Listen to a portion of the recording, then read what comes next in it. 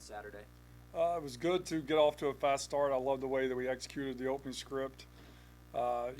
We continually played physical and played hard with good effort in the first half. We didn't execute at a high level, and ended the half again for 2 weeks in a row with a 2-minute situation where we scored a touchdown. So very pleased with the start, very pleased with the 2-minute situation before the half.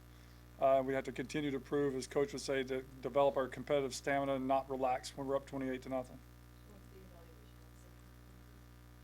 They were penalties. It was, we have to coach the technique better, and we have to demand the technique better as coaches.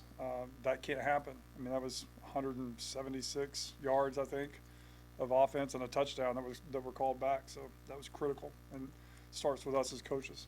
Is it coincidental that some of those penalties came on Corey Barney's runs, or is he so electric sometimes it's tough to know how? I think that's just a result of our perimeter blocking. Like we're not very good at perimeter blocking right now. We have to clean that up, and we have to improve this week, next week, the next week. Like we're going to need to get the ball in the perimeter to win games this season, and to have the big wideouts that we have, that has to be a strong suit for us, and it's not right now. And it's not just the wideouts; it's the running backs, it's the offensive line on screens. Like when we get the ball in the perimeter, we have to improve and be able to take advantage of that. How was it last year? We didn't really get the ball on the perimeter as much last year for it to be a glaring deal. But as for now, right, it has to improve this year immediately. What do you see? I mean, what are you seeing that concerns you? With the perimeter blocking? Yeah. Just the technique where our hands are outside, we're holding, we're not moving our feet. It's a commitment to demanding it daily, and I think that last week really opened our eyes up, which stinks because Coach warns us all the time, don't wait till something happens to fix something. Like we saw this happening during camp. We failed to fix it as coaches, so we have to get the perimeter blocking right, and we're going to. When Corey got here, how long did it take to realize he can help right away? Pretty quick. I mean, you saw him in the spring game do some things, return kicks, and I mean, he's just so fast and dynamic. The thing about Ja'Cory is he loves playing football, and that's what you try to recruit to. Like he genuinely loves to practice. Like he always has a smile on his face. It's continually recess for him when he's out there on the football field, whether it be a game or whether it be in practice. So I think that and his ability and his ball skills and his speed, I think that just allows him to be a special player. Hopefully he only improves each week. You tightened up that running back rotation a little bit more last week. What did you like about just the the way those two guys complement? I think Ramir does a really nice job, in third downs, catching the ball in the backfield. Obviously, he's got speed. The one touchdown that got called back, like people had angles on him, and he was able to separate and run for 80 yards without getting tackled. So that was good to see. I love Dante's physicality. So had an unblocked defender. He stiff-armed, got a first down, ran through a guy, like we talk about all the time. Just his physicality, physical nature, I think allows him to be a little bit different as well. So I like how both of those guys competed, both those guys played. Gabe got in there at the end and ran the ball really hard. And I think Emmett still gives us a lot of availability on third downs, moving forward. What do you feel about just the overall progress trajectory that Dante has taken since he got here, when he had work to do, and the patience that EJ has had with him to get him not just ready this year but ready early in the year? Yeah, I think EJ and Coach Ron Brown, in that running back room, have done an unbelievable job developing him. Like when he first got here, he hadn't played a lot of football. Trying to learn how we do things, our process. I mean, we try to do really hard things, and it's not for everybody. So for him to be able to adapt to how we work every day and what we do, and then develop his skill set as a running back, I think EJ did a really nice job of continually and still ongoing of developing him into what you see today, and I think he can get better than what you're seeing right now.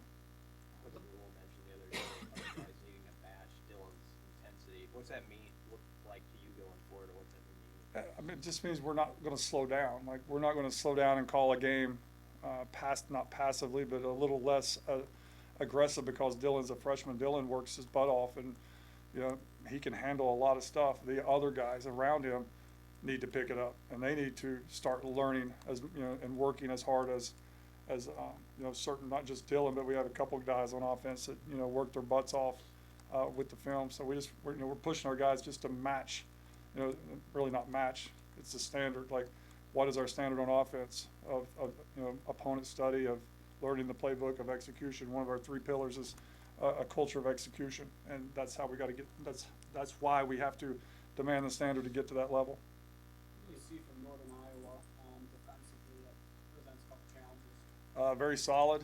You know, they're not going to beat themselves. They're not going to put themselves in situations, vulnerable situations. I think they're going to make you try to drive the football for 10, 11, 12 plays, which is really hard to do in football without making a mistake.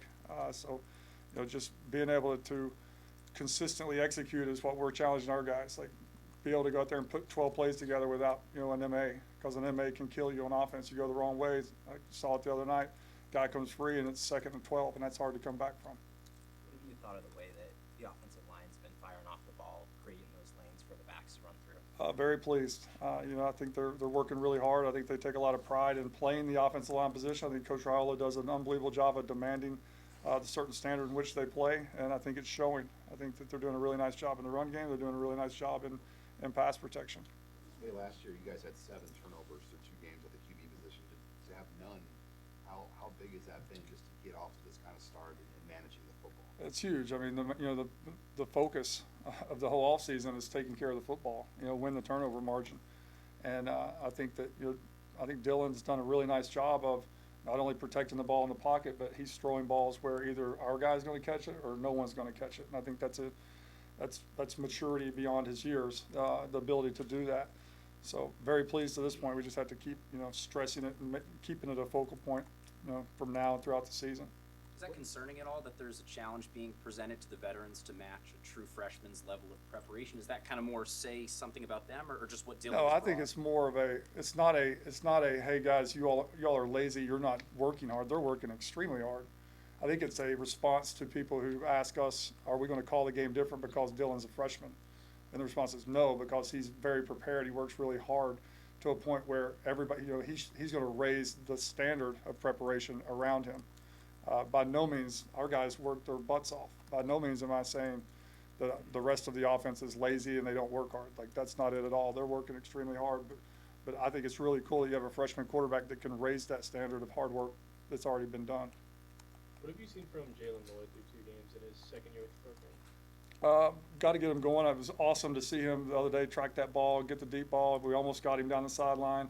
You know, hit his fingertips. So we have to continually get him in the offense and get him going because he's a weapon. I mean, he's put on weight. He's extremely fast. He's got unbelievable balance, ball skills. He can do a lot of different things. So his role will continue to grow as we continue this season. Is that going back to Ja'Cory again? I think it was his first touch of the game. He gets on the sideline, takes a shot, pops up, sitting next to his stuff. When you see that from a true freshman in that moment in that game, what does that tell you? It's like I said, his recess for him. He loves it. Like, he doesn't feel a thing. You know, I think that was good because when he got hit, I was like, oh, whoa. And then he hopped up and he's got that big smile on his face. So, you know, we don't want him to get a lot of those hits for sure. But it's fun to watch him when he has the ball in his hands.